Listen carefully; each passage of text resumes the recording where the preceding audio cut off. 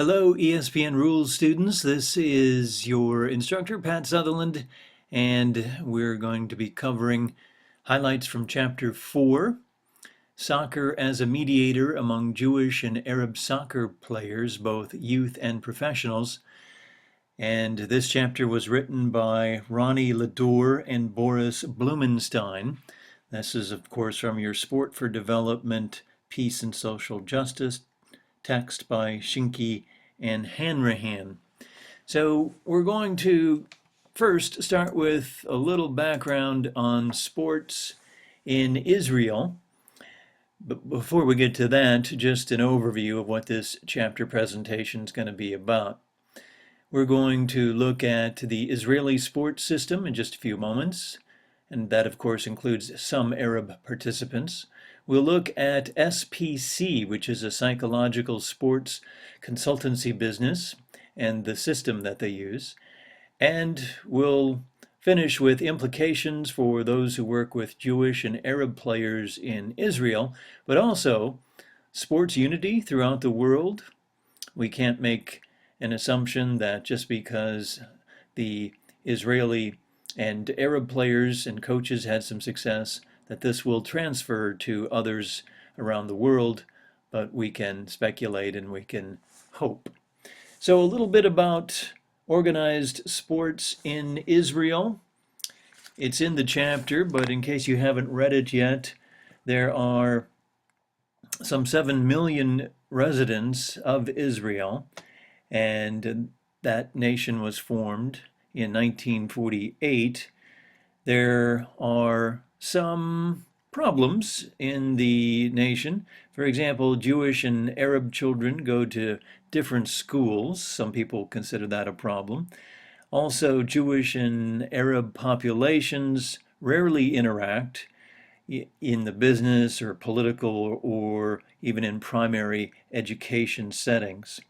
But soccer is one area where both professionals and youth do exhibit social cooperation, and there is some integration of Israeli and Arab players. They have some 5 divisions in the youth soccer area, and they have professional sports clubs. And we're going to look briefly at both. So for our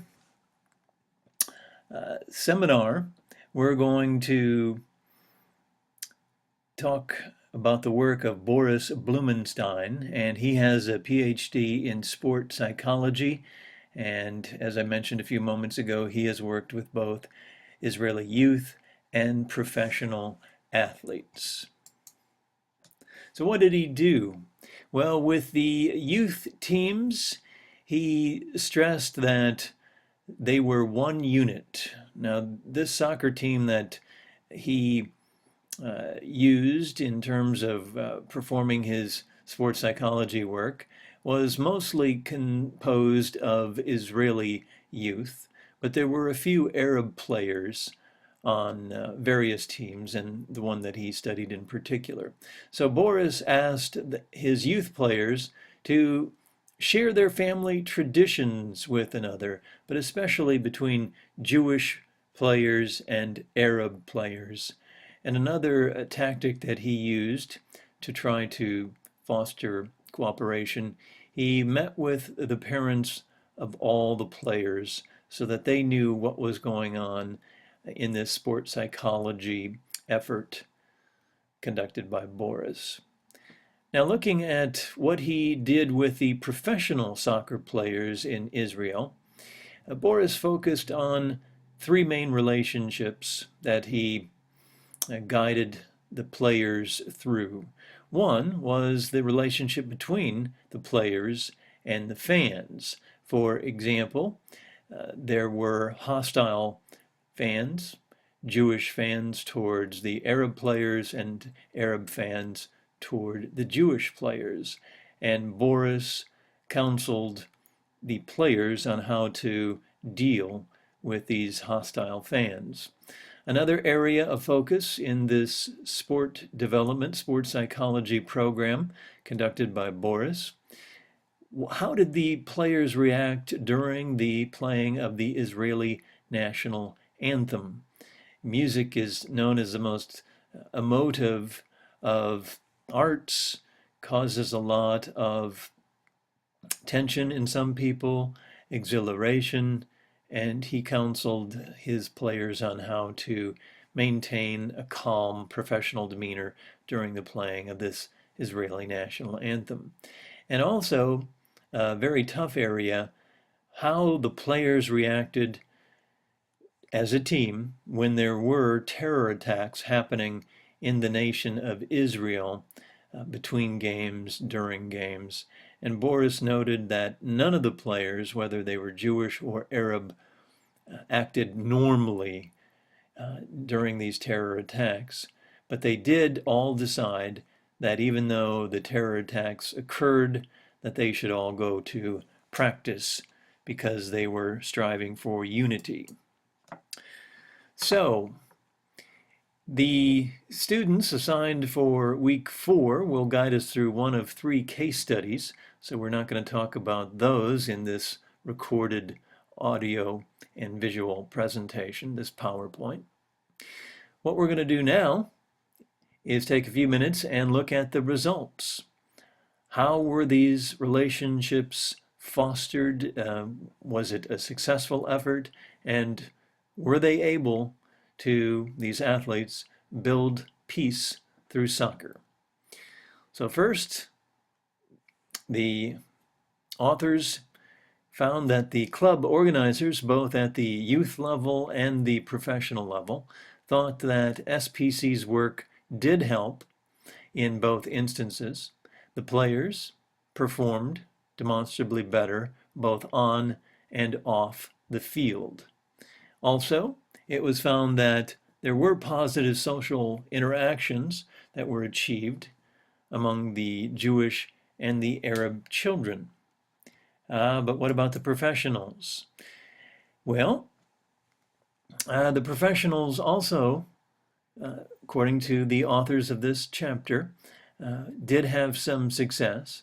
But for future studies in this area of sport psychology, sport development, the studies need to be more systematic, and they also need to study other programs that have been developed in the nation of Israel and perhaps elsewhere that have a goal of building peace between Arab and Jewish players of various sports. In this particular instance, it was soccer, which you know is termed around the world football, except in the United States.